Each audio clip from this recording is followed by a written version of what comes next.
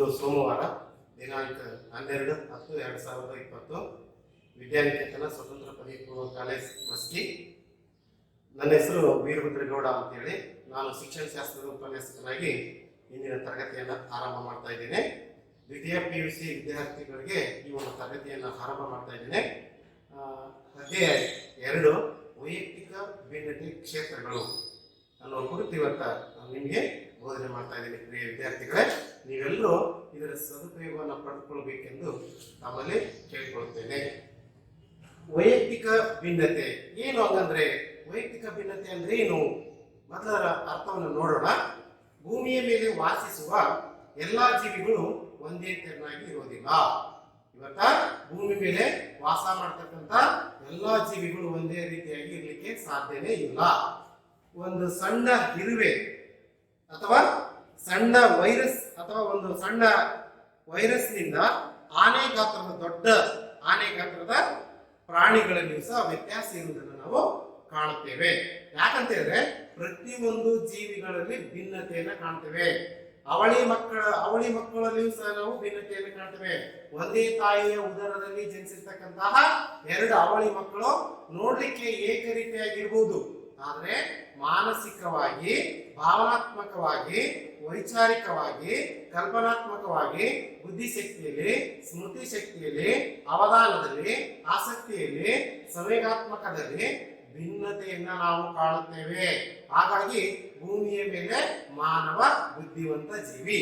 ಆ ಬುದ್ಧಿವಂತ ಜೀವಿ ಯಾಕಪ್ಪ ಅಂತ ಹೇಳಿದ್ರೆ ಅವನಿಗೆ ವಿಚಾರ ಶಕ್ತಿ ಇದೆ, ಅವನ ಆಲೋಚನೆ ಮಾಡ್ತಾನೆ, ಸರಿ ಯಾವುದು ತಪ್ಪು ಯಾವುದು ಅಂತ ಹೇಳಿ ಸಮಾಜದಲ್ಲಿ ತನ್ನ ವ್ಯವಹಾರಗಳನ್ನ ಏನ್ ಮಾಡ್ತಾನೆ, ಹಂಚ್ಕೊಳ್ಳಿಕ್ಕೆ ಅಥವಾ ವ್ಯವಹಾರ ಮಾಡ್ಲಿಕ್ಕೆ ತನ್ನದೇ ಆಗಿರ್ತಕ್ಕಂಥ ಬೌದ್ಧಿಕ ಶಕ್ತಿಯಿಂದ ಅವನು ಕಾರ್ಯಪ್ರವೃತ್ತನಾಗ್ತಾನೆ. ಆದ ಕಾರಣ ಭೂಮಿಯ ಮೇಲೆ ವಾಸಿಸುವ ಎಲ್ಲಾ ಜೀವಿಗಳು ಒಂದೇ ತೆರನಾಗಿ ಇರುವುದಿಲ್ಲ. ಗಾತ್ರ, ಆಕಾರ, ಬಣ್ಣ, ರೂಪ ಮುಂತಾದವುಗಳಲ್ಲಿ ವ್ಯತ್ಯಾಸಗಳನ್ನ ಕಾಣ್ತೇವೆ. ನೋಡಿ, ವ್ಯಕ್ತಿಯಲ್ಲಿ ಗಾತ್ರ, ಬಣ್ಣ, ಆಕಾರ, ಎತ್ತರ, ತೂಕ ಇವುಗಳಲ್ಲಿ ಭಿನ್ನತೆಯನ್ನ ನಾವು ಕಾಣುತ್ತೇವೆ. ಯಾಕಂತ ಹೇಳಿದ್ರೆ ಒಂದೇ ತಾಯಿಯ ಉದರದಲ್ಲಿ ಜನಿಸಿರ್ತಕ್ಕಂಥ ಹಲವಾರು ಮಕ್ಕಳು ಅವರಲ್ಲಿಯೇ ಭಿನ್ನವಾಗಿರ್ತಾರೆ. ಯಾವ ರೀತಿಯಾಗಿ ಒಬ್ಬನು ಕುಳ್ಳನಾಗಿದ್ದರೆ ಇನ್ನೊಬ್ಬನು ದೈಹಿಕ ಸೌಷ್ಠವ ಅಂಗಸೌಷ್ಠವ ಉತ್ತಮವಾಗಿರ್ತಕ್ಕಂಥ ಅಂಗಸೌಷ್ಠವನ್ನ ಹೊಂದಿರ್ತಾನೆ. ಇನ್ನೊಬ್ರು ಏನಾಗಿರ್ತಾನಪ್ಪ ಅಂತ ಹೇಳಿದ್ರೆ ಬೆಳ್ಳಗಿದ್ರೆ ಇನ್ನೊಬ್ಬನು ಕರಗಿರ್ತಾನೆ. ಇನ್ನೊಬ್ನು ಏನಾಗಿರ್ತಾನೆಪ್ಪ ಅಂತ ಹೇಳಿದ್ರೆ ಬೌದ್ಧಿಕ ಶಕ್ತಿಯಲ್ಲಿ ಬಹಳ ಶಾರ್ಪ್ ಆಗಿದ್ರೆ ಇನ್ನೊಬ್ನು ನಿಧಾನ ಕಲಿಕೆಯಾಗಿರ್ತಾನೆ. ಮತ್ತೊಬ್ಬನು ಪ್ರತಿಭಾವಂತನಿದ್ರೆ ಇನ್ನೊಬ್ನು ಹಿಂದುಳಿದ ಕಲಿಕೆಯಲ್ಲಿ ಏನ್ ಮಾಡ್ತಾನಪ್ಪ ಅಂತ ಹೇಳಿದ್ರೆ ತೊಡಗಿರ್ತಾನೆ. ಈ ರೀತಿಯಲ್ಲಿ ಒಂದೇ ತಾಯಿಯ ಉದರದಲ್ಲಿ ಜನಿಸಿರ್ತಕ್ಕಂಥ ಮಕ್ಕಳಲ್ಲಿಯೂ ಭಿನ್ನತೆಯನ್ನ ಕಾಣ್ತೇವೆ. ಇದಕ್ಕೆಲ್ಲ ಕಾರಣ ಏನಪ್ಪಾ ಅಂತ ಹೇಳಿದ್ರೆ ಆ ಮಗುವಿನ ಅನುವಂಶೀಯತೆ. ಮಗುವಿನ ಅನುವಂಶೀಯತೆ ಅನ್ನುವಂಥದ್ದು ಮಗುವಿನ ದೈಹಿಕ ರಚನೆ, ಮಾನಸಿಕ ರಚನೆ, ಅವುಗಳ ಮೇಲೆ ಪ್ರಭಾವ ಬೀರುತ್ತೆ. ತಂದೆ ತಾಯಿಗಳಿಂದ ಬಂದಿರತಕ್ಕಂಥ ವರ್ಣತಂತುಗಳು 23 + 23 46 ವರ್ಣತಂತುಗಳು ಒಬ್ಬ ವ್ಯಕ್ತಿಯಲ್ಲಿ ಇರ್ತವೆ. ಹಾಗಾಗಿ ಆ ವರ್ಣತಂತುಗಳು RNA ಮತ್ತು DNA ಪ್ರಮುಖವಾಗಿ ಪಾತ್ರ ನಿರ್ವಹಿಸ್ತವೆ ಒಬ್ಬ ವ್ಯಕ್ತಿಯಲ್ಲಿ. ಆ ಅನುವಂಶೀಯತೆ ಅನ್ನುವಂಥದ್ದು ಮಗುವಿನ ನೇರ ದೈಹಿಕ ರಚನೆ. ಅವನು ತೂಕ, ಗಾತ್ರ, ಉದ್ದ, ಎತ್ತರ, ದಪ್ಪ, ಕುಳ್ಳ, ಮತ್ತೆ ದೈಹಿಕವಾಗಿ ಈ ರೀತಿ ಇರ್ಬೋದು.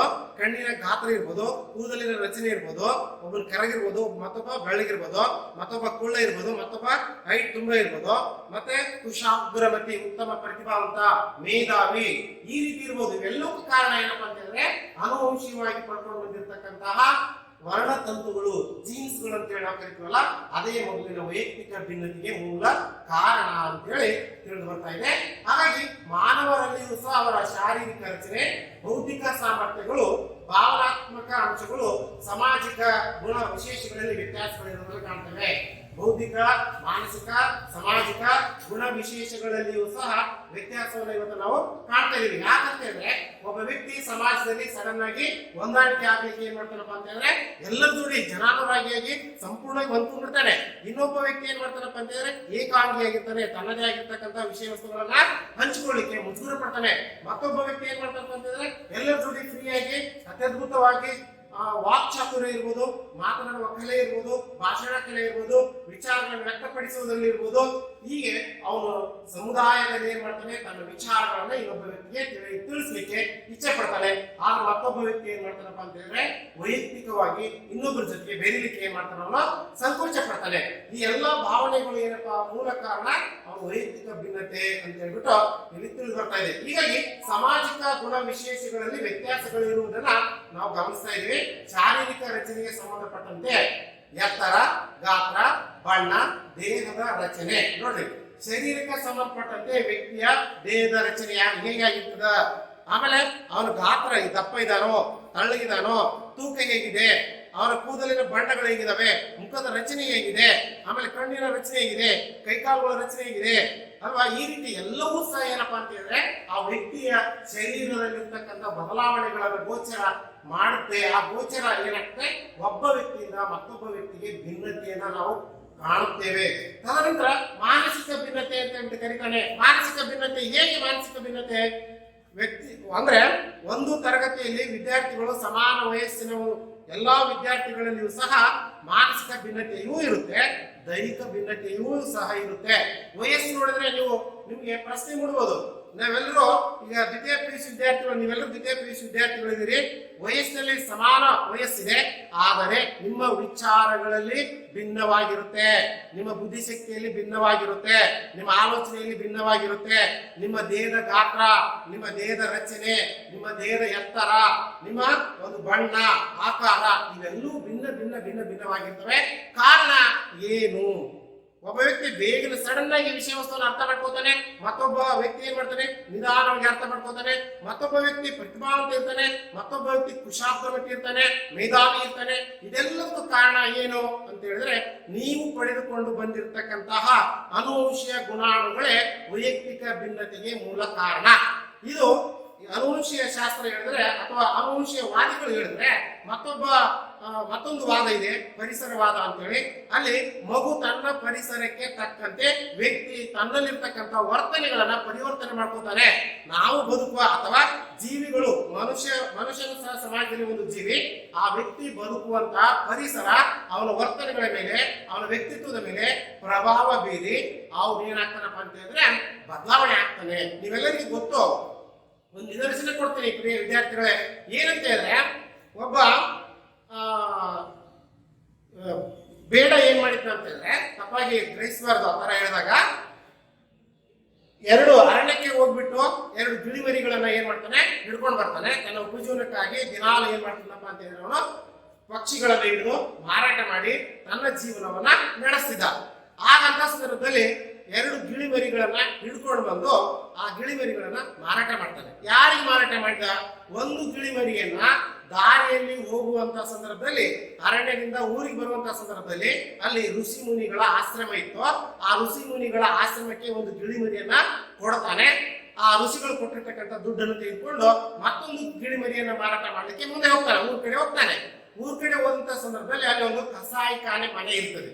ಆ ಕಸಾಯಿಖಾನೆ ಮನೆಗೆ ಹೋಗಿ ಆ ಗಿಳಿಮರಿಯನ್ನ ಕೊಡ್ತಾನೆ. ಆ ಎರಡು ಗಿಳಿಮರಿಯನ್ನ ನೋಡಿ, ಒಂದು ಗಿಳಿಮರಿಯನ್ನ ಋಷಿ ಮುನಿಗಳ ಆಶ್ರಮಕ್ಕೆ ಕೊಡ್ತಾನೆ, ಮತ್ತೊಂದು ಗಿಳಿಮರಿಯನ್ನ ಏನ್ ಮಾಡ್ತಾನಪ್ಪ ಅಂತ ಹೇಳಿದ್ರೆ ಕಸಾಯಿಖಾನೆ ಅಥವಾ ಕಟಕರ ಮನೆಗೆ ಮಾರಾಟ ಮಾಡ್ತಾನೆ. ಆ ಒಂದು ಪರಿಸರದಲ್ಲಿ ನೋಡಿ, ಋಷಿ ಮುನಿಗಳ ಆಶ್ರಮದಲ್ಲಿ ಬೆಳೆದಿರ್ತಕ್ಕಂಥ ಗಿಳಿಗೂ ಈ ಒಂದು ಕಟಕರ ಮನೆಯಲ್ಲಿ ಬೆಳೆದಿರ್ತಕ್ಕಂಥ ಗಿಳಿಗೂ ಏನ್ ವ್ಯತ್ಯಾಸ? ದಿನನಿತ್ಯ ಋಷಿ ಮುನಿಗಳ ಆಶ್ರಮಕ್ಕೆ ಬರುವಂತ ಹೋಗುವಂತ ಜನರ ಒಂದು ಏನಪ್ಪಾ ಅಂತ ಹೇಳಿದ್ರೆ ನಿತ್ಯ ನಿರಂತರವಾಗಿ ಜನರು ಬರ್ತಾ ಇದ್ರು. ಆ ಋಷಿ ಮುನಿಗಳ ಹತ್ರ ಬಂದು ವೇದ ಆಮೇಲೆ ವಿಚಾರಗಳನ್ನ, ಉತ್ತಮ ವಿಚಾರಗಳನ್ನ ಋಷಿ ಮುನಿಗಳಿಂದ ತಿಳಿದುಕೊಂಡು ಹೋಗ್ತಾ ಇದ್ರು. ಅವಾಗ ಋಷಿ ಮುನಿಗಳು ಏನ್ ಹೇಳ್ತಿದ್ರು, ಬರುವಂತ ಜನರಿಗೆ ಬನ್ರಿ, ಕುಳಿತುಕೊಳ್ರಿ, ನೀರು ಕುಡಿರಿ, ಹಾಲು ಕುಡಿರಿ, ಹಣ್ಣು ತಿನ್ರಿ, ಅಲ್ಲಿ ನೆರಳಿದೆ ವಿಶ್ರಾಂತಿ ಮಾಡ್ರಿ, ಈ ರೀತಿಯ ಕುಶಲೋಪರಿಯನ್ನ ವಿಚಾರ ಮಾಡ್ತಿದ್ದ, ಅವ್ರ ಸಮಸ್ಯೆಗಳನ್ನ ಪರಿಹಾರ ಮಾಡ್ತಿದ್ದ. ಇದೆಲ್ಲವನ್ನ ಗಿಳಿಮರಿ ಪಂಜರದಲ್ಲಿ ಕೂತ್ಕೊಂಡು ಆ ಋಷಿ ಮುನಿಗಳು ಹೇಳುವಂತ ಮಾತುಗಳನ್ನು ದಿನ ಕೇಳ್ತಿತ್ತದು. ಕೇಳಿ ಏನಾಯ್ತು ಅಂತ ಹೇಳಿದ್ರೆ ಆ ಒಂದು ಸನ್ನಿವೇಶಕ್ಕೆ ಅದು ಸಹ ಏನಾಯ್ತು, ತನ್ನ ವರ್ತನೆಗಳಲ್ಲಿ ಬದಲಾವಣೆ ಮಾಡ್ಕೊಂತು. ಆ ಋಷಿ ಮುನಿಗಳ ಆಶ್ರಮಕ್ಕೆ ಯಾರೇ ಬರ್ಲಿ, ಬಂದಂತಹ ಭಕ್ತರಿಗೆ ಬನ್ನಿ ಕೂತ್ಕೊಳ್ಳಿ, ಅಲ್ಲಿ ನೀರಿದೆ ಮುಖ ತೊಳ್ಕೊಡ್ರಿ, ಅಲ್ಲಿ ಹಾಲಿದೆ ಹಾಲು ಕುಡಿರಿ, ಹಣ್ಣಿದೆ ಹಣ್ಣು ತಿನ್ರಿ ಅಲ್ವಾ, ಊಟ ಇದೆ ಊಟ ಮಾಡಿ, ನೀವು ವಿಶ್ರಾಂತಿ ಮಾಡ್ರಿ, ಅದವ್ರು ಮಲಗಿದ್ದಾರೆ ಅದವ್ರು ಹೇಗಿದ್ದಾರೆ ಹೋಗಿ ವಿಚಾರಿಸಿ, ನಿಮ್ಮ ಸಮಸ್ಯೆಗಳಿಗೆ ಉತ್ತರವನ್ನ ಪರಿಹಾರವನ್ನು ಕಂಡುಕೊಳ್ರಿ ಅಂತೇಳಿ ದಿನನಿತ್ಯ ಗಿಳಿಮರಿಯು ಸಹ ಋಷಿ ಮುನಿಗಳ ಮಾತುಗಳನ್ನ ಕೇಳಿ ಸಹ ಅದು ಸಹ ತನ್ನ ವರ್ತನೆ ವರ್ತನೆಯಲ್ಲಿ ಪರಿವರ್ತನೆ ಮಾಡಿಕೊಂಡು ಉತ್ತಮ ಆಚಾರ, ಉತ್ತಮ ವಿಚಾರ, ಉತ್ತಮ ನಡೆ, ಉತ್ತಮ ನುಡಿ ಇವೆಲ್ಲವೂ ಏನ್ ಮಾಡ್ತೇವೆ ತನ್ನಲ್ಲಿ ಅಳವಡಿಸ್ಕೊಂತು. ಮತ್ತೊಂದು ಗಿಳಿ ಏನಾಯ್ತಪ್ಪ ಅಂತ ಹೇಳಿದ್ರೆ, ಕಟಕರ ಮನೆಯಲ್ಲಿ ಬೆಳೆದಿರ್ತಕ್ಕಂಥ ಒಂದು ಗಿಳಿ ಅದು ಏನ್ ಮಾಡಿತು ಅಂತ ಹೇಳಿದ್ರೆ, ಹಿಡ್ರಿ, ಹೊಡ್ರಿ, ಬಡ್ರಿ, ಕಡಿರಿ ಅಂತೇಳಿ ದಿನನಿತ್ಯ ಅಲ್ಲಿ ಕಟುಕ ಪ್ರಾಣಿಗಳನ್ನ ಹಿಡ್ಕೊಂಡು ಬರ್ತಿದ್ದ. ಪ್ರಾಣಿಗಳನ್ನ ಹಿಡ್ಕೊಂಡು ಬಂದು ಅದನ್ನ ಕಟ್ಟೆ ಹಾಕ್ತಿದ್ದ. ಕಟ್ಟೆಗೆ ಹಿಡ್ರಿ, ಅದನ್ನ ಏನ್ ಮಾಡೋಣ, ವಧ ಮಾಡೋಣ, ಕೊಂದು ಹಾಕೊಳ್ಳೋದನ್ನ ಅಲ್ವಾ, ಅದನ್ನ ಕೊಲ್ಲೋಣ, ಹಿಡ್ರಿ, ಹೊಡ್ರಿ, ಬಡ್ರಿ, ಕಡ್ರಿ ಅಂತೇಳಿ ದಿನನಿತ್ಯ ಕಟುಕನ ಮಾತುಗಳನ್ನ ಕೇಳಿರ್ತಕ್ಕಂಥ ಗಿಳಿ ಆ ಒಂದು ಕಟುಕರ ಮನೆ ಯಾರೇ ಬರಲಿ ಆ ನಿತ್ಯ ನುಡಿಗಳನ್ನ ಕೇಳಿ ಕೇಳಿ ಕೇಳಿ ಗಿಳಿಮುರಿ ಆ ವರ್ತನೆಗಳನ್ನ ತನ್ನಲ್ಲಿ ಅಳವಡಿಸ್ಬೇಕು. ಆ ಗುಣಗಳನ್ನ ತನ್ನಲ್ಲಿ, ಕಟಕನ ಗುಣಗಳನ್ನ ತನ್ನಲ್ಲಿ ಅಳವಡಿಸಿಕೊಂಡು ಮನೆಗೆ ಯಾರೇ ಬರಲಿ, ನೆಂಟರೇ ಬರಲಿ, ಬೀಗರೇ ಬರಲಿ, ಬಿದ್ದರೆ ಬರಲಿ, ಹೊರಗಿನ ವ್ಯಕ್ತಿಗಳೇ ಬರಲಿ, ಯಾರೇ ಬಂದ್ರು ಸಹ ಬಂದಂತ ವ್ಯಕ್ತಿಗಳಿಗೆ ಬಂದ್ ನೋಡ್ರಿ, ಹಿಡಿರವನ, ಕಟ್ಟೆಕ್ರವನ, ಹೊಡಿರವನ, ಬಡಿರವನ, ಕೊಚ್ಚರವನ, ಕೊಲ್ರವನ, ಈ ರೀತಿ ಆ ಗಿಳಿಮುರಿ ಏನ್ ಮಾಡ್ತು ಅಂತ ಹೇಳಿದ್ರೆ ತನ್ನ ಮಾತುಗಳನ್ನ, ಆ ಗುಣಗಳನ್ನ, ಕಟಕನಲ್ಲಿರ್ತಕ್ಕಂತಹ ಗುಣಗಳನ್ನ ತನ್ನಲ್ಲಿ ಅಳವಡಿಸಿಕೊಂತು. ಇದು ಪರಿಸರವಾದಿಗಳು. ಇದರಿಂದ ಏನ್ ತಿಳಿದು ಬರ್ತಾ ಇದೆ ಅಂತ ಹೇಳಿದ್ರೆ, ಒಂದೇ ತಾಯಿಯ ಉದರದಲ್ಲಿ ಜನಿಸಿರ್ತಕ್ಕಂಥ ಎರಡು ಗಿಳಿಮರಿಗಳು ಒಂದು ಪರಿಸರದಿಂದ ಉತ್ತಮ ನಡೆ, ನುಡಿ, ಆಚಾರ, ವಿಚಾರಗಳನ್ನ ಕಲಿತರೆ ಮತ್ತೊಂದು ಗಿಳಿ ಏನ್ ಮಾಡ್ತಪ್ಪ ಅಂತ ಹೇಳಿದ್ರೆ ಕೆಟ್ಟ ಗುಣಗಳನ್ನ ತನ್ನಲ್ಲಿ ಅಳವಡಿಸಿಕೊಂಡಿರ್ತಕ್ಕಂಥದ್ದನ್ನ ಏನ್ ಮಾಡ್ತೋ ಅಲ್ಲಿ ಇದರಿಂದ ತಿಳ್ಕೋಬಹುದು. ಇದ್ರ ನೀತಿ ಇಷ್ಟೇ, ನಾವು ಬದುಕುವ ಪರಿಸರ ಏನ್ ಮಾಡ್ತದಪ್ಪ ಅಂತ ಹೇಳಿದ್ರೆ ನಮ್ಮನ್ನ ನಿರ್ಮಾಣ ಮಾಡುತ್ತದೆ. ನಾವೆಂತ ಒಳ್ಳೆ ಪರಿಸರದಲ್ಲಿ ಬದುಕಿದೀವಪ್ಪ ಅಂತ ಹೇಳಿದ್ರೆ ಒಳ್ಳೆ ವ್ಯಕ್ತಿಗಳಾಗಿ ನಾವು ಬದುಕಬಹುದು. ಅದೇ ಕೆಟ್ಟ ಪರಿಸರದಲ್ಲಿ ಬದುಕಿದ್ರೆ ಕೆಟ್ಟ ವ್ಯಕ್ತಿಗಳಾಗಿ ನಾವು ಬದುಕಬಹುದು ಅಂತಕ್ಕಂಥ ಪರಿಸರವಾದಿಗಳು ಏನ್ ಮಾಡ್ತಾರೆ, ಇದ್ರ ಕುರಿತು ಹೇಳ್ತಾರೆ. ಒಟ್ಟಾರೆಯಾಗಿ ನನ್ನ ಅಭಿಪ್ರಾಯ ಏನಂತ ಹೇಳಿದ್ರೆ, ವೈಯಕ್ತಿಕ ಭಿನ್ನತೆಗೆ ಕಾರಣ ಅನುವಂಶತೆ ಇರುವುದು, ಪರಿಸರನ ಹೌದು. ಮೂಲ ಅನುವಂಶತೆ ಆದ್ರೆ ನಾವು ಬದುಕುವ ಪರಿಸರ ಏನ್ ಮಾಡ್ತಪ್ಪ ಅಂತ ಹೇಳಿದ್ರೆ ನಮ್ಮಲ್ಲಿ ಉತ್ತಮ ಸಂಸ್ಕಾರ, ಉತ್ತಮ ನಡೆ, ಉತ್ತಮ ನುಡಿ, ಇದು ವಿಕಾಸ. ಸಮಾಜದಲ್ಲಿ ಒಬ್ಬ ವ್ಯಕ್ತಿ ಏನ್ ಮಾಡಬಹುದಪ್ಪ ಅಂತ ಹೇಳಿದ್ರೆ, ಒಬ್ಬ ಕೊಲೆಗಡುಗನು ಸಹ ಉತ್ತಮ ಪರಿಸರದಲ್ಲಿ ಬೆಳೆಸಿದ್ರೆ ಏನಾಗ್ಬೋದು, ಅವನು ಉತ್ತಮ ವ್ಯಕ್ತಿಯಾಗಿ ಬದುಕಬಹುದು. ಆದ ಕಾರಣ ಜಾನ್ ಡುವಿ ಅವರು ಹೇಳ್ತಾರೆ, ಏನು ಅರಿಯದ 12 ವರ್ಷದ ಯುವಕನನ್ನ ನನ್ನ ಕೈಗೆ ಕೊಡಿ. ಹೇಳ್ತಾರೆ ಜಾನ್ ಡುವಿ ಅವರು, ಏನು ಅರಿಯದ ಒಂದು ಮಗುವನ್ನು ನನ್ನ ಕೈಗೆ ಕೊಡಿ, ಅವನನ್ನು ಒಬ್ಬ ದೊಡ್ಡ ತತ್ವಜ್ಞಾನಿಯನ್ನಾಗಿ, ಒಬ್ಬ ಇಂಜಿನಿಯರ್ನಾಗಿ, ಒಬ್ಬ ಡಾಕ್ಟರ್ನಾಗಿ, ಒಬ್ಬ ಕೊಲೆಗಡುಕನಾಗಿ, ಒಬ್ಬ ಸುಳ್ಳುಗಾರನಾಗಿ ನಾನು ಮಾಡ್ತೇನೆ ಅಂತ ಹೇಳ್ಬಿಟ್ಟು ಸಮಾಜಕ್ಕೆ ಚಾಲೆಂಜ್ ಮಾಡ್ತಾರೆ. ಇದು ಸತ್ಯ ಪ್ರಿಯ ವಿದ್ಯಾರ್ಥಿಗಳೇ.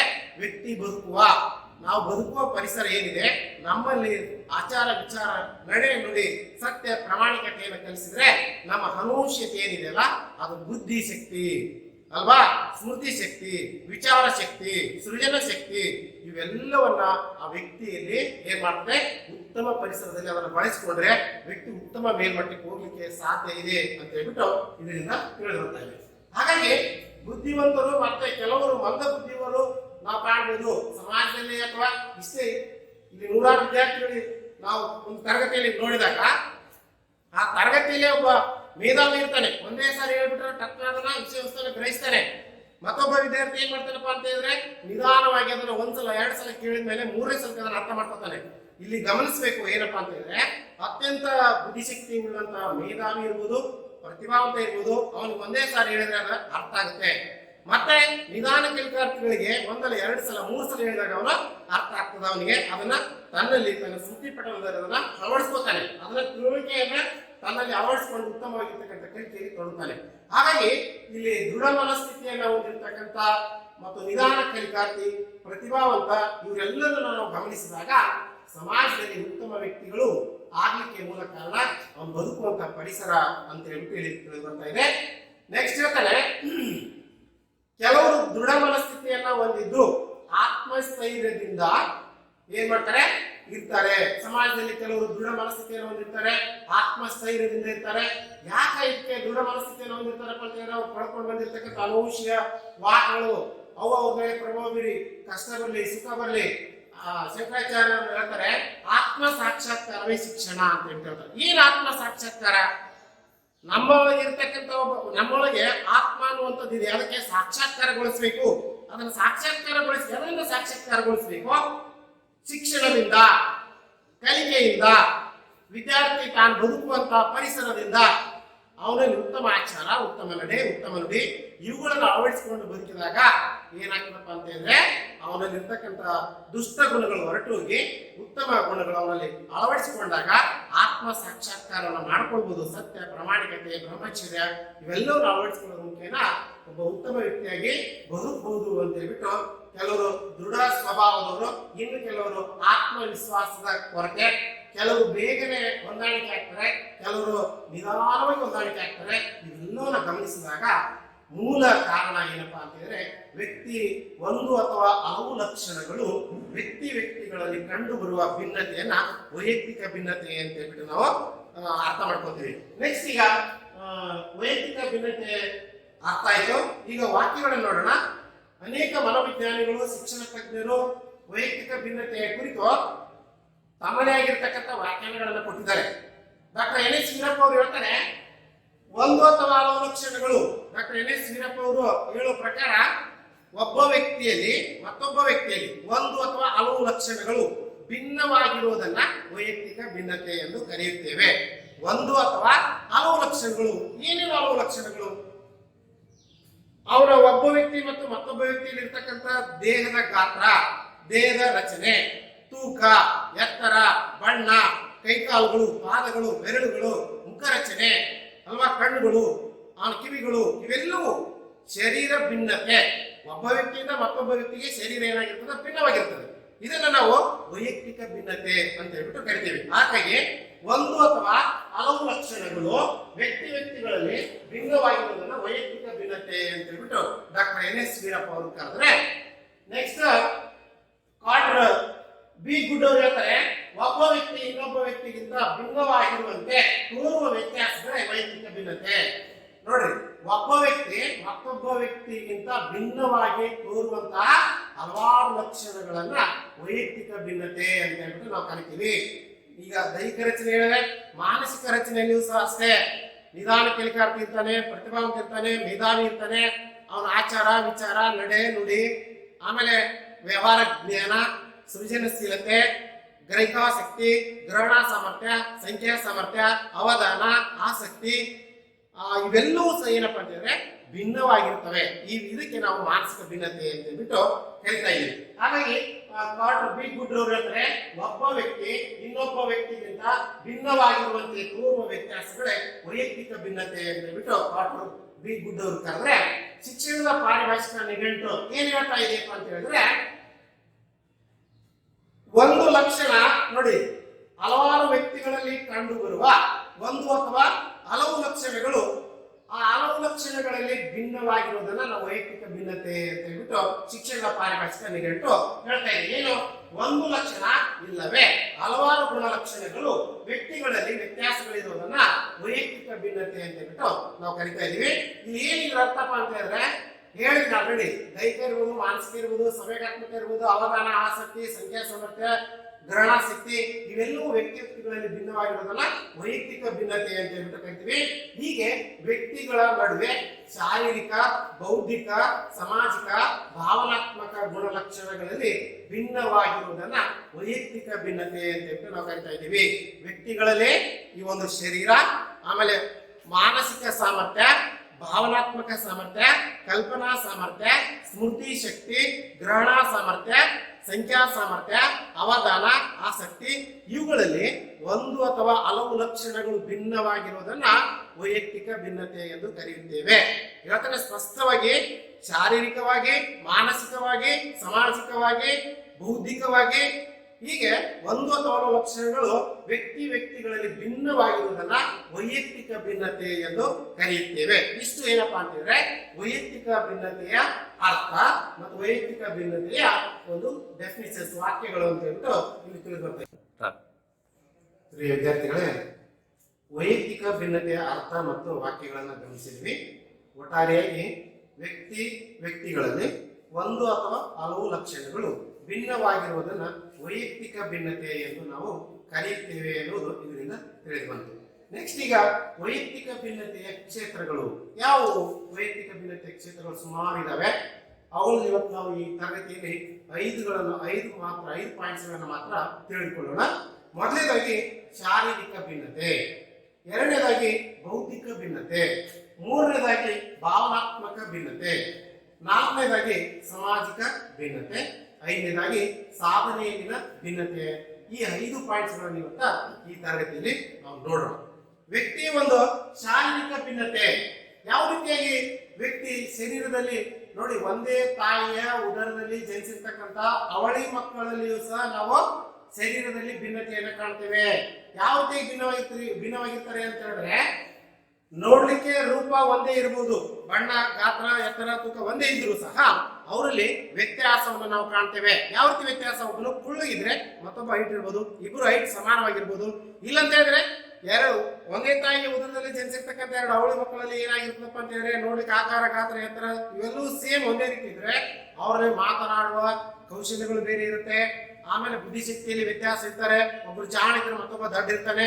ಈ ರೀತಿ ಅವರ ಒಂದು ಶರೀರ ರಚನೆಯಲ್ಲಿಯೂ ಸಹ ವ್ಯಕ್ತಿಗಳ ಎತ್ತರ, ಗಾತ್ರ, ತೂಕ, ಬಣ್ಣ, ದೇಹದ ಅಂಗಾಂಗಗಳ ರಚನೆ, ಚರ್ಮದ ಬಣ್ಣ, ಕೈಕಾಲುಗಳು, ಪಾದಗಳ ಅಳತೆ ನೋಡಿ, ವ್ಯಕ್ತಿಯ ಶಾರೀರಿಕ ರಚನೆ ಅಂದ ತಕ್ಷಣ ಇಡೀ ಶರೀರವನ್ನು ತೋರಿಸ್ತಾನೆ. ವ್ಯಕ್ತಿಯ ಶರೀರ ಅವನ ಒಂದು ಅನುವಂಶೀಯ 23 ಜೀನ್ಸ್ಗಳು, ತಂದೆಯಿಂದ ಪಡೆದಿರ್ತಕ್ಕಂಥ 23 ಜೀನ್ಸ್ಗಳು, ತಾಯಿಯಿಂದ ಪಡೆದಿರ್ತಕ್ಕಂಥ 23 ಜೀನ್ಸ್ಗಳು ಇವೇನ್ ಮಾಡ್ತಪ್ಪ ಅಂತ ಹೇಳಿದ್ರೆ, ವ್ಯಕ್ತಿ ಇಬ್ರು ತಂದೆ ತಾಯಿಗಳು ಸಮಾನವಾಗಿ ಎತ್ತರ ಇದ್ರು ಅಂತ ಹೇಳಿದ್ರೆ ಮಗು ಕುಳ್ಳನಾಗಿ ಹುಟ್ಟಬಹುದು, ಅಥವಾ ತಂದೆ ತಾಯಿಗಳಿಗಿಂತಲೂ ಎತ್ತರಾಗಿ ಹುಟ್ಟಬಹುದು. ಇದಕ್ಕೆಲ್ಲ ಅನೇಕ ಗ್ರಂಥಿ, ರಸಗ್ರಂಥಿಗಳು, ಪಿಟ್ಯುಟರಿ ಗ್ರಂಥಿ ಅಂತಿದೆ. ಮೆದುಳಲ್ಲಿ ಏನಾಗಿದೆ ಅಂತ ಹೇಳಿದ್ರೆ ಗ್ರಂಥಿಗಳಿದಾವೆ. ಆ ಪಿಟ್ಯುಟರಿ ಗ್ರಂಥಿ, ರಾಜ ಗ್ರಂಥಿ ಅಥವಾ ನಾಯಕ ಗ್ರಂಥಿ ಅಂತ ಹೇಳ್ಬಿಟ್ಟು ನಾವು ಪಿಟ್ಯುಟರಿ ಗ್ರಂಥಿಯನ್ನು ಕರಿತೇವೆ. ಆ ಪಿಟ್ಯುಟರಿ ಗ್ರಂಥಿ ಏನ್ ಮಾಡ್ತಾ ಇದೆಯಪ್ಪ ಅಂತ ಹೇಳಿದ್ರೆ, ನಮ್ಮ ಶರೀರದ ರಚನೆ ಅದು ಚೆನ್ನಾಗಿ ಸ್ರವಿಕೆ ಆಯ್ತು ಅಂತ ಹೇಳಿದ್ರೆ ಮಗು ಶೈಶವಾವಸ್ಥೆಯಿಂದ ಅಂದ್ರೆ ಶರೀರದಲ್ಲಿ ಒಂದು ಬಿಂದು ಉತ್ಪತ್ತಿ ಆದ ತಕ್ಷಣ ಆ ಮಗುವಿನ ಶರೀರದ ರಚನೆ ಅಲ್ಲಿಂದನೇ ಆರಂಭ ಆಗ್ತಾ ಇದೆ.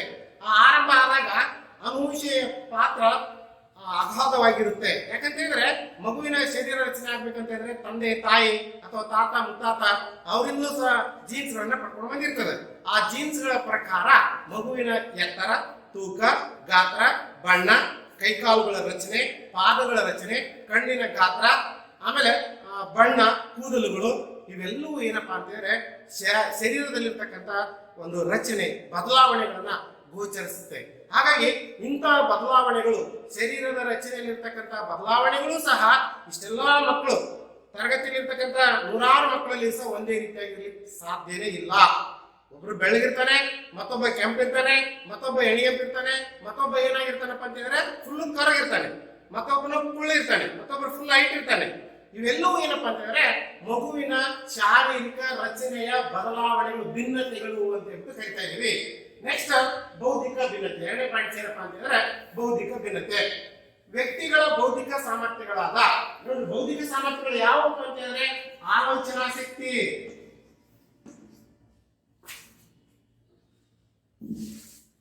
ವ್ಯಕ್ತಿಯ ಇಲ್ಲಿ ಆಲೋಚನೆ, ಆಮೇಲೆ ಮತ್ತೆ ವಿವೇಚನೆ, ಆಲೋಚನೆ, ವಿವೇಚನೆ, ತದನಂತರ ಗ್ರಹಿಸುವ ಶಕ್ತಿ, ಕಲ್ಪನಾ ಶಕ್ತಿ, ಮಾತನಾಡುವ ಕೌಶಲ್ಯ, ಭಾಷಾ ಸಾಮರ್ಥ್ಯ, ಸೃಜನ ಶಕ್ತಿ, ಅವಧಾನ, ಸ್ಮೃತಿ ಶಕ್ತಿ, ಬುದ್ಧಿಶಕ್ತಿ ಇವೆಲ್ಲವೂ ಏನಪ್ಪಾ ಅಂತ ಹೇಳಿದ್ರೆ ಬೌದ್ಧಿಕ ವ್ಯತ್ಯಾಸಗಳು ಅಥವಾ ಮಾನಸಿಕ ವ್ಯತ್ಯಾಸಗಳು ಅಂತ ಹೇಳಿ ಕರಿತೇವೆ. ಏನ್ ಬೌದ್ಧಿಕ ಭಿನ್ನತೆ ಅಂತ ಹೇಳಿದ್ರೆ ವ್ಯಕ್ತಿಗಳಲ್ಲಿ ಒಂದು ಭಾಷಾ ಸಾಮರ್ಥ್ಯ ಇರ್ಬೋದು, ವಿವೇಚನಾ ಸಾಮರ್ಥ್ಯ ಇರ್ಬೋದು, ಗ್ರಹಿಕಾ ಸಾಮರ್ಥ್ಯ ಇರ್ಬೋದು, ವಿಚಾರ ಶಕ್ತಿ ಇರ್ಬೋದು, ಸೃಜನಶೀಲತೆ ಇರ್ಬೋದು, ಬೌದ್ಧಿಕ ಶಕ್ತಿ ಇರ್ಬೋದು. ಇವೆಲ್ಲವೂ ಏನಪ್ಪಾ ಅಂತ ಹೇಳಿದ್ರೆ ಮಗುವಿನಲ್ಲಿ ಇರ್ತಕ್ಕಂಥ ಒಂದು ಮಾನಸಿಕ ಅಥವಾ ಬೌದ್ಧಿಕ ಭಿನ್ನತೆಗಳು ಅಂತ ಹೇಳಿ ಕರಿತೇವೆ. ಈ ಎಲ್ಲಾ ಬೌದ್ಧಿಕ ಭಿನ್ನತೆಗಳು ವ್ಯಕ್ತಿಯಿಂದ ವ್ಯಕ್ತಿಗೆ ಭಿನ್ನವಾಗಿರ್ತವೆ. ಒಂದೇ ತಾಯಿಯ ಉದರದಲ್ಲಿ ಜನಿಸಿರ್ತಕ್ಕಂಥ ಮಕ್ಕಳಲ್ಲಿಯೂ ಸಹ ಈ ಒಂದು ಬೌದ್ಧಿಕ ಭಿನ್ನತೆಯನ್ನು ನಾವು ಕಾಣ್ತೇವೆ ಅಂತ ಹೇಳ್ಬಿಟ್ಟು ಬೌದ್ಧಿಕ ಭಿನ್ನತೆ ಕುರಿತು ಹೇಳ್ತಾನೆ. ನೆಕ್ಸ್ಟ್ 3ನೇದಾಗಿ ಸಂವೇಗಾತ್ಮಕ ಅಥವಾ ಭಾವನಾತ್ಮಕ ಭಿನ್ನತೆ. ಪ್ರತಿಯೊಬ್ಬ ವ್ಯಕ್ತಿ ತನ್ನದೇ ಆದ ರೀತಿಯಲ್ಲಿ ಭಾವನೆಗಳನ್ನು ವ್ಯಕ್ತಪಡಿಸ್ತಾನೆ. ಯಾವ ರೀತಿ ಭಾವನೆಗಳನ್ನು ವ್ಯಕ್ತಪಡಿಸ್ತಾನೆ?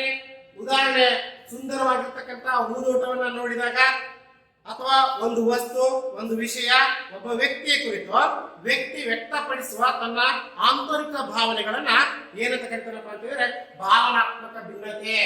ಸುಂದರವಾಗಿರ್ತಕ್ಕಂಥ ಹೂದೋಟಗಳನ್ನು ನೋಡ್ತಾನೆ, ಸುಂದರವಾಗಿರ್ತಕ್ಕಂಥ ಕ್ಲೈಮೇಟ್ ಅನ್ನು ನೋಡ್ತಾನೆ, ಸುಂದರವಾಗಿರ್ತಕ್ಕಂಥ ಒಂದು ಕಾರಂಜಿ ಚಿಲುಮೆ ನೋಡ್ತಾನೆ, ಸುಂದರವಾಗಿರ್ತಕ್ಕಂಥ ಬೆಟ್ಟ, ಗುಡ್ಡ, ನದಿ, ಹಳ್ಳ, ಕೊಳ್ಳ, ಪಕ್ಷಿಗಳ ಕಲರವ ಇವೆಲ್ಲವನ್ನ ನೋಡಿದಾಗ ಅಥವಾ ತನಗೆ ಇಷ್ಟವಾಗಿರ್ತಕ್ಕಂಥ ವ್ಯಕ್ತಿ ಕಂಡು ಬಂದ್ರೆ, ತನಗೆ ಇಷ್ಟ ಇಲ್ಲದೆ ವ್ಯಕ್ತಿ ಕಂಡು ಬಂದಾಗ ಅವನು ವ್ಯಕ್ತಪಡಿಸುವಂತಹ ಭಾವನೆಗಳು ಅವನ್ನ ನಾವು ಏನಂತ ಕರಿತೀವಿ, ವ್ಯಕ್ತಿಯಿಂದ ವ್ಯಕ್ತಿಗೆ ಭಿನ್ನವಾಗಿರ್ತವೆ. ಒಂದು ಸ್ಥಳವನ್ನು ನೋಡಿದಾಗ, ಸುಂದರವಾಗಿರ್ತಕ್ಕಂಥ ಉದೋಟವನ್ನು ನೋಡಿದಾಗ, ಸುಂದರವಾಗಿರ್ತಕ್ಕಂಥ ಬೆಟ್ಟ ಗುಡ್ಡಗಳನ್ನು ನೋಡಿದಾಗ, ಮಳೆ ಬರುವಿಕೆಯನ್ನು ನೋಡಿದಾಗ ವ್ಯಕ್ತಿಗಳಲ್ಲಿ ತಮ್ಮದೇ ಆಗಿರ್ತಕ್ಕಂಥ ಭಾವನೆಗಳು ವ್ಯಕ್ತ ಆಗ್ತವೆ. ಸುಂದರವಾಗಿರ್ತಕ್ಕಂಥ ಬೆಳದಿಂಗಳನ್ನು ನೋಡಿದಾಗ ಅಲ್ವಾ ಕವಿ ವರ್ಣನೆ ಮಾಡ್ತಾನೆ, ಏನಂತ ಹೇಳಿದ್ರೆ ಚಕೋರಂಗೆ ಬೆಳದಿಂಗಳ ಚಿಂತೆ ಅಂತ ಹೇಳ್ತಾನೆ. ಅಂದ್ರೆ ಚಕೋರ ಪಕ್ಷಿ ಬೆಳದಿಂಗಳಕ್ಕೋಸ್ಕರ ಏನ್ ಮಾಡ್ತಾನೆ ಅಂತಾರೆ, ಅಪಾಪಿಸದಂತೆ. ಅದೇ ಏನಂತ ಹೇಳಿದ್ರೆ ಕಮಲವೂ ಸಹ ಅಷ್ಟೇ, ಸೂರ್ಯನ ಒಂದು ಕಿರಣಗಳಿಗೆ ಕಮಲ ಅಪಾಪಿಸುತ್ತೆ. ಈ ರೀತಿಯಲ್ಲಿ ಅವೆಲ್ಲಾ ದೃಶ್ಯಾವಳಿಗಳನ್ನ ನೋಡಿದಾಗ ಭಾವನಾತ್ಮಕವಾಗಿ ವ್ಯಕ್ತಿಯಲ್ಲಿ ಹೊರಹೊಮ್ಮುವಂತ ಕಲ್ಪನಾ ಶಕ್ತಿ, ಒಬ್ಬ ಕವಿ ಇರ್ಬೋದು, ಒಬ್ಬ ನಾಟಕಕಾರ ಇರ್ಬೋದು, ಒಬ್ಬ ಹಾಸ್ಯಗಾರ ಇರ್ಬೋದು, ಅಲ್ವಾ ಒಬ್ಬ ಕಾದಂಬರಿಕಾರ ಇರ್ಬೋದು. ಈ ರೀತಿ ನಾನಾ ವ್ಯಕ್ತಿಗಳು, ಒಬ್ಬ ಕವಿ ಆಗ್ಬೇಕು ಅಂತ ಹೇಳಿದ್ರೆ ಸುಂದರವಾಗಿರ್ತಕ್ಕಂಥ ದೃಶ್ಯವನ್ನು ನೋಡಿದ ತಕ್ಷಣ ಅವನು ಬರೀತಾನೆ, ಸುಂದರವಾಗಿರ್ತಕ್ಕಂಥ ಸ್ಥಳವನ್ನು ನೋಡಿದ ತಕ್ಷಣ ಅವನು ಬರೀತಾನೆ, ಕವನ ಬರೀತಾನೆ, ನಾಟಕ ಬರೀತಾನೆ, ಕಾದಂಬರಿ ಬರೀತಾನೆ, ಅಲ್ವಾ. ಈ ರೀತಿ ನಾನಾ ವಿಚಾರಗಳನ್ನ ಅಕ್ಷರ ರೂಪದಲ್ಲಿ ವ್ಯಕ್ತಪಡಿಸ್ತಾನೆ. ವಸ್ತು, ವ್ಯಕ್ತಿ, ಸ್ಥಳ ಇವುಗಳ ಕುರಿತು ತನ್ನದೇ ಭಾವನೆಗಳನ್ನ ವ್ಯಕ್ತಪಡಿಸುವ ಒಂದು ಸ್ಥಿತಿಗೆ ಕರಿತೀವಿ ಭಾವನಾತ್ಮಕ ಭಿನ್ನತೆ. ಇದು ಮಕ್ಕಳಲ್ಲಿ ಭಿನ್ನವಾಗಿರುತ್ತೆ, ದೊಡ್ಡವರಲ್ಲಿ ಭಿನ್ನವಾಗಿರುತ್ತೆ. ನೀವು ಪ್ರಶ್ನೆ ಮಾಡಬಹುದು, ಸರ್ ವಿದ್ಯಾರ್ಥಿಗಳಲ್ಲಿ ಅಷ್ಟೇ ಇರ್ತಾ ಇಲ್ಲ? ನೋ, ಒಂದು ಮಗುವಿನಿಂದ ಹಿಡಿದು ಮುದುಕನವರೆಗೂ ಸಹ ಭಾವನೆಗಳಲ್ಲಿ ಏನಾಗಿರ್ತದೆ, ಭಿನ್ನವಾಗಿರುವುದನ್ನು ನಾವು ಕಂಡು ಬರ್ತೀವಿ. ಹೀಗೆ ವ್ಯಕ್ತಿಗೆ ಭಾವನಾತ್ಮಕ ಭಿನ್ನತೆಗಳಿರುವುದು ಸಹಜ. ಕೆಲವು ವ್ಯಕ್ತಿಗಳಲ್ಲಿ ಧನಾತ್ಮಕ ಭಾವನೆಗಳಾದ ಪ್ರೀತಿ, ಕರುಣೆ, ದಯೆ, ಅನುಕಂಪ, ವಿಶ್ವಾಸ, ನಂಬಿಕೆ ಇವು ಇದ್ರೆ, ಮತ್ತೊಬ್ಬ ವ್ಯಕ್ತಿಗಳಲ್ಲಿ ಏನಿರ್ತಪ್ಪ ಅಂತ ಹೇಳಿದ್ರೆ ಕೋಪ, ಅಸೂಯೆ, ಹೊಟ್ಟೆ ಕಿಚ್ಚು ಅಂತ ಕರಿತೀವಲ್ಲ, ಆ ಕೋಪ, ಅಸೂಯೆ, ಕೀಳಿರ್ವೆ ಇಂಥ ಭಾವನೆಗಳು ಸಹ ಆ ವ್ಯಕ್ತಿಗಳಲ್ಲಿ ಇರುತ್ತೆ. ಇದಕ್ಕೆಲ್ಲ ಮೂಲ ಕಾರಣ ಏನಂತಂದ್ರೆ ಅವನಲ್ಲಿರ್ತಕ್ಕಂಥ ಮೂಲ ಅಂಶಗಳು ಇದಕ್ಕೆ ಕಾರಣ ಅಂತ ಹೇಳ್ತಾನೆ. ಈ ರೀತಿಯಾಗಿ ಕೆಲವರು ಭಾವನಾತ್ಮಕ ಸ್ಥಿರತೆ, ಪಕ್ವತೆಯನ್ನು ಹೊಂದಿದ್ದಾರೆ. ಕೆಲವು ವಿದ್ಯಾರ್ಥಿಗಳು ಇರ್ಬೋದು, ಕೆಲವು ವ್ಯಕ್ತಿಗಳು ಇರ್ಬೋದು, ಏನೇ ಕಷ್ಟ ಬಂದ್ರು, ಏನೇ ಸುಖ ಬಂದ್ರು ಸಹ ಭಾವನಾತ್ಮಕವಾಗಿ ಸ್ಥಿರವಾಗಿರ್ತಾರೆ. ಮತ್ತೊಬ್ಬ ವ್ಯಕ್ತಿಗಳಿಲ್ಲ, ಏನಂತಂದ್ರೆ ಸಮಯಕ್ಕೆ ತಕ್ಕಂತೆ, ಸಂದರ್ಭಕ್ಕೆ ತಕ್ಕಂತೆ ನೋವು, ನಲಿವು ಬಂದಾಗ ಅವನು ಭಾವನಾತ್ಮಕವಾಗಿ ಅಸ್ಥಿರಗೊಂಡು ತನ್ನ ಆತ್ಮವಿಶ್ವಾಸದ ಕೊರತೆಯಿಂದ ಕಣ್ಣೀರಿಡ್ತಾನೆ. ಇವು ಏನಪ್ಪಾ ಅಂತಂದ್ರೆ ಅವರ ವ್ಯಕ್ತಿಯಲ್ಲಿರ್ತಕ್ಕಂಥ ಒಂದು ಭಾವನೆಗಳ ಮೇಲೆ ಅವಲಂಬನೆ ಆಗಿರುತ್ತೆ. ಆ ಭಾವನೆಗಳು ವ್ಯಕ್ತಿಯಿಂದ ವ್ಯಕ್ತಿಗೆ ಭಿನ್ನವಾಗಿರುತ್ತೆ ಅಂತ ಹೇಳ್ತಾನೆ. ನೆಕ್ಸ್ಟ್, ಸಾಮಾಜಿಕ ಹೊಂದಾಣಿಕೆಯಲ್ಲಿ ಭಿನ್ನತೆ. ಸಮಾಜವನ್ನ ಬಿಟ್ಟು ಮಾನವನ ಅಸ್ತಿತ್ವವನ್ನು ಊಹಿಸಿಕೊಳ್ಳಲಿಕ್ಕೆ ಸಾಧ್ಯನೇ ಇಲ್ಲ. ಸಮಾಜ ಜೀವಿ ಮನುಷ್ಯ ಸಮಾಜದಲ್ಲಿ ಹುಟ್ಟಿ ಸಮಾಜದಲ್ಲಿ ಕೊನೆಗೊಳ್ತಾನೆ. ಯಾಕಂತಂದ್ರೆ ಸಮಾಜವನ್ನ ಬಿಟ್ಟು ಬದುಕನ್ನು ಊಹೆ ಮಾಡ್ಕೊಳ್ಳಿಕ್ಕೆ ಸಾಧ್ಯನೇ ಇಲ್ಲ. ಏಕಾಂಗಿಯಾಗಿ ಬದುಕಲಿಕ್ಕೆ ಸಾಧ್ಯನೇ ಇಲ್ಲ. ಏಕಾಂಗಿಯಾಗಿ ಬದುಕಿದ್ರು ಸಹ ಕುಟುಂಬದಲ್ಲಿ ವ್ಯಕ್ತಿ ತನ್ನ ಕುಟುಂಬದ ಸದಸ್ಯರ ಜೊತೆಗೆ, ನೋಡಿ ಸಮಾಜದಲ್ಲಿ ಹೊರಗಡೆ, ಮನೆಯಿಂದ ಹೊರಗಡೆ ಸಮೂಹದಲ್ಲಿ ವ್ಯಕ್ತಿ ಹೊಂದಾಣಿಕೆ ಆಗದೇ ಇದ್ರು ಸಹ ತನ್ನ ಕುಟುಂಬದ ಸದಸ್ಯರ ಜೊತೆಗೆ ಆದ್ರೂ ಸಹ ಅವನು ಹೊಂದಾಣಿಕೆಯಿಂದ ಮಾತನಾಡೋದ್ರಿಂದ, ಪ್ರೀತಿಯಿಂದ, ಅಕ್ಕರೆಯಿಂದ ಭಾವನಾತ್ಮಕವಾಗಿ ಬೆರೀಲೇಬೇಕಾಗತ್ತೆ. ಹಾಗಾಗಿ ಸಾಮಾಜಿಕ ಹೊಂದಾಣಿಕೆಯಲ್ಲಿ ಭಿನ್ನತೆ ಹೇಳ್ತಾನೆ. ಮಾನವನ ಅಸ್ತಿತ್ವವನ್ನು ಊಹಿಸಿಕೊಳ್ಳಿಕ್ಕೆ ಸಮಾಜವನ್ನು ಬಿಟ್ಟು ಸಾಧ್ಯ ಇಲ್ಲ. ನಾವೆಲ್ಲರೂ ಸಮಾಜದಲ್ಲಿಯೇ ಬೆಳೆದು ಅಭಿವೃದ್ಧಿ ಹೊಂದೇವೆ. ಸಮಾಜದಲ್ಲಿಯೇ ಹುಟ್ಟು ಸಮಾಜದಲ್ಲಿಯೇ ಅಂತ್ಯ. ಸಮಾಜವನ್ನು ಬಿಟ್ಟು ವ್ಯಕ್ತಿ ವಿಕಾಸ ಆಗ್ಲಿಕ್ಕೆ ಸಾಧ್ಯ ಇಲ್ಲ. ಆ ಸಮಾಜದಲ್ಲಿ ಅವನು ಮೇಲ್ಮಟ್ಟಕ್ಕೆ ಹೋಗುವುದು. ಒಬ್ಬ ವ್ಯಕ್ತಿ ಉತ್ತಮ ಜ್ಞಾನವನ್ನು ಪಡ್ಕೊಂಡು ಮೇಲ್ಮಟ್ಟಕ್ಕೆ ಹೋಗುವುದು, ಇಲ್ಲ ಅವನು ಜ್ಞಾನವನ್ನು ಪಡೆದುಕೊಂಡ್ರೂ ಸಹ ಜನರ ಜೊತೆಗೆ ಹೊಂದಾಣಿಕೆಯಲ್ಲಿ ಆಗದೆ ಏಕಾಂಗಿಯಾಗಿಯೂ ಸಹ ಅವನು ಇರಬಹುದು ಅಂತ ಹೇಳ್ತಾರೆ. ಇದು ಸಾಮಾಜಿಕ ಭಿನ್ನತೆ. ಕೆಲವು ವ್ಯಕ್ತಿಗಳು ಜನಪ್ರಿಯರು, ಸಹಕಾರ ಮನೋಭಾವದವರು, ಆಮೇಲೆ ಕರುಣಾ ಭಾವನೆಯುಳ್ಳವರು, ಇನ್ನೊಬ್ಬರಿಗೆ ಸಹಾಯ ಮಾಡ್ತಕ್ಕಂಥ ವ್ಯಕ್ತಿಗಳು ಎಲ್ಲರೊಡನೆ ಬೆರೆತು ಉತ್ತಮವಾಗಿ ಬಾಂಧವ್ಯವನ್ನು ಹೊಂದಿದ್ರೆ, ಕೆಲವು ವ್ಯಕ್ತಿಗಳು ಏನಾಗಿರ್ತಾರಪ್ಪ ಅಂತಂದ್ರೆ ಮತ್ತೊಬ್ಬ ವ್ಯಕ್ತಿಗಳ ಜೊತೆಗೆ ಹೊಂದಿಕೊಳ್ಳದೆ ಏಕಾಂಗಿಯಾಗಿ ತಮ್ಮಷ್ಟಕ್ಕೆ ತಾವೇ ಬರ್ತಕ್ಕಂಥ ಸ್ಥಿತಿಯನ್ನು ನಾವು ನೋಡ್ತಾ ಇದ್ದೀವಿ.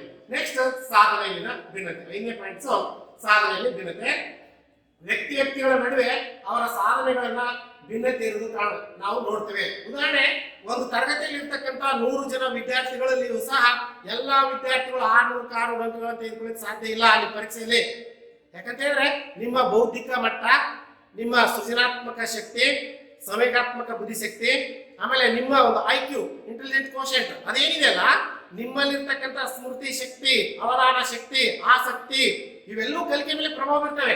ಇವು ಉತ್ತಮವಾಗಿದ್ದಾಗ, ಬೌದ್ಧಿಕ ಸಾಮರ್ಥ್ಯ ಪ್ರಬಲವಾಗಿತ್ತು ಅಂತ ಹೇಳಿದ್ರೆ, ಬುದ್ಧಿಶಕ್ತಿ ಚೆನ್ನಾಗಿತ್ತು ಅಂತ ಹೇಳಿದ್ರೆ ಅವನು 600 ಅಂಕ ಪಡ್ಕೊಳ್ಬಹುದು, 590 ಅಂಕ ಪಡ್ಕೋಬಹುದು. ಇನ್ನು ಕೆಲವರು ಫಸ್ಟ್ ಕ್ಲಾಸ್ ಬರುವುದು, ಸೆಕೆಂಡ್ ಕ್ಲಾಸ್ ಬರುವುದು, ಅಲ್ವಾ, ಇನ್ ಕೆಲವರು ಆರ್ಡಿನರಿ ಬರ್ಬೋದು. ಇದಕ್ಕೆಲ್ಲ ಮೂಲ ಕಾರಣ ಏನು ಅಂತ ಹೇಳಿದ್ರೆ ನಿಮ್ಮಲ್ಲಿರ್ತಕ್ಕಂಥ ಬೌದ್ಧಿಕ ಮಟ್ಟ, ನಿಮ್ಮ ಒಂದು ಕಲಿಕಾ ಶಕ್ತಿಯನ್ನ ಅಥವಾ ನಿಮ್ಮ ಸಾಧನೆಯನ್ನ ಏನ್ ಮಾಡ್ತಾ ವ್ಯಕ್ತಪಡಿಸುತ್ತೆ. ನಾವು ಸಮಾಜದಲ್ಲಿ ನೋಡಿದೀವಿ ಏನಪ್ಪಾ ಅಂತ ಹೇಳಿದ್ರೆ ಇತಿಹಾಸವನ್ನ ಗಮನಿಸಿದಾಗ ಅಲ್ಲಿಂದ ಇಲ್ಲಿವರೆಗೂ ದೊಡ್ಡ ದೊಡ್ಡ ವ್ಯಕ್ತಿಗಳಾಗಿ ಹೋಗಿದ್ದಾರೆ. ಇವತ್ತ ವಿಜ್ಞಾನಿಗಳಿರ್ಬೋದು, ತತ್ವಜ್ಞಾನಿಗಳಿರ್ಬೋದು, ಸಮಾಜಶಾಸ್ತ್ರಜ್ಞರಿರ್ಬೋದು, ಅಥವಾ ಐತಿಹಾಸಿಕವಾಗಿ ಹೋರಾಟ ಮಾಡಿರ್ತಕ್ಕಂಥ ವೀರ ಪುರುಷರಿರ್ಬೋದು, ಅರಸರಿರ್ಬೋದು. ನಾವೆಲ್ಲ ನೋಡ್ತಾ ಇದೀವಿ, ಕದಂಬರು, ವಿಜಯನಗರ ಅರಸರ ಬಗ್ಗೆ ತಿಳ್ಕೊತಾ ಇದೀವಿ. ಆಮೇಲೆ ಬಹುಮನಿ ಸುಲ್ತಾನರ ಬಗ್ಗೆ ಓದ್ತಾ ಇದೀವಿ ಸಾಕಷ್ಟು. ಆಮೇಲೆ ಸಂಗೊಳ್ಳಿ ರಾಯಣ್ಣ ಕುರಿತು ನಾವು ತಿಳ್ಕೊಳ್ತಾ ಇದೀವಿ. ಇವೆಲ್ಲವನ್ನು ಗಮನಿಸಿದಾಗ ಏನಪ್ಪಾ ಅಂತ ಹೇಳಿದ್ರೆ ಇವತ್ತು APJ ಅಬ್ದುಲ್ ಕಲಾಂ ಇರ್ಬೋದು, ವಿಜ್ಞಾನಕ್ಕೆ ಸಂಬಂಧಪಟ್ಟಂತೆ ಸಾಕ್ರೆಟಿಸ್ ಇರ್ಬೋದು, ಪ್ಲೇಟೋ ಇರ್ಬೋದು, ಆಮೇಲೆ ನೆಕ್ಸ್ಟ್ ವಿಶ್ವೇಶ್ವರಯ್ಯ ಇರ್ಬೋದು. ಇವರೆಲ್ಲರ ವ್ಯಕ್ತಿತ್ವವನ್ನು ನಾವು ನೋಡಿದಾಗ ಏನಾಗ್ತದಪ್ಪ ಅಂತ ಹೇಳಿದ್ರೆ ಅವರು ತೋರಿರ್ತಕ್ಕಂಥ ಸಾಧನೆ. ಒಬ್ಬ ವ್ಯಕ್ತಿ ರಾಜಕೀಯದಲ್ಲಿ ಉನ್ನತ ಮಟ್ಟಕ್ಕೆ ಹೋಗ್ಬೋದು. ಇವತ್ತು ಉದಾಹರಣೆ ಏನಪ್ಪಾ ಅಂತ ಹೇಳಿದ್ರೆ ಪ್ರಧಾನಿಯಾಗಿರ್ತಕ್ಕಂಥ ನರೇಂದ್ರ ಮೋದಿ ಅವರು ತಮ್ಮದೇ ಆಗಿರ್ತಕ್ಕಂಥ ಇಚ್ಛಾಶಕ್ತಿಯಿಂದ ಇವತ್ತು ಇಡೀ ಪ್ರಪಂಚದ ನಾಯಕರ ಅಂತ ಹೇಳಿದ್ರೆ ತಪ್ಪಾಗ್ಲಿಕ್ಕಿಲ್ಲ.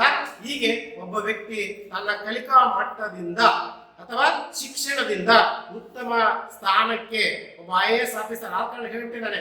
ಜಾಂಡುವಿಯವರು ಹೇಳಿದ್ದಾರೆ ಮೊದಲೇ ಆರಂಭದಲ್ಲಿ, ಏನು ಅರಿಯದ ಒಂದು ಮಗುವನ್ನು ನನ್ನ ಕೈಗೆ ಕೊಡಿ, ಅವನನ್ನು ನಾನು ದೊಡ್ಡ ತತ್ವಜ್ಞಾನಿಯನ್ನಾಗಿ ಮಾಡ್ತಾನೆ, ಒಬ್ಬ IAS ಆಫೀಸರ್ನಾಗಿ ಮಾಡ್ತಾನೆ, ಒಬ್ಬ ಡಾಕ್ಟರ್ನಾಗಿ ಮಾಡ್ತಾನೆ.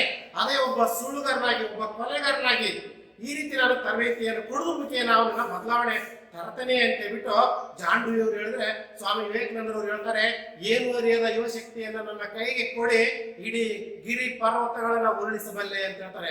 ಇದು ನಿಜವಾಗ್ಲೂ ಇವತ್ತಿನ ಕಲಿಕೆ, ಇವತ್ತಿನ ಜ್ಞಾನ, ಇವತ್ತಿನ ವಿಜ್ಞಾನ, ಇವತ್ತಿನ ತಂತ್ರಜ್ಞಾನ ಇವತ್ತು ನಮಗೆ ಇವತ್ತು ಏನಾಗಿದೆ ಅಂತ ಹೇಳಿದ್ರೆ ಸ್ಮಾರ್ಟ್ ಕ್ಲಾಸ್ ಮುಖಾಂತರ ನಿಮ್ಗೆ, ವಿಡಿಯೋ ಕ್ಲಾಸ್ ಮುಖಾಂತರ ನಿಮ್ಗೆ ನಾವು ನಿಮ್ಮ ಮನವನ್ನ ಮುಟ್ಲಿಕ್ಕೆ ನಿಮ್ಮ ಮನೆಗೆ ಬರ್ತಾ ಇದೀವಿ.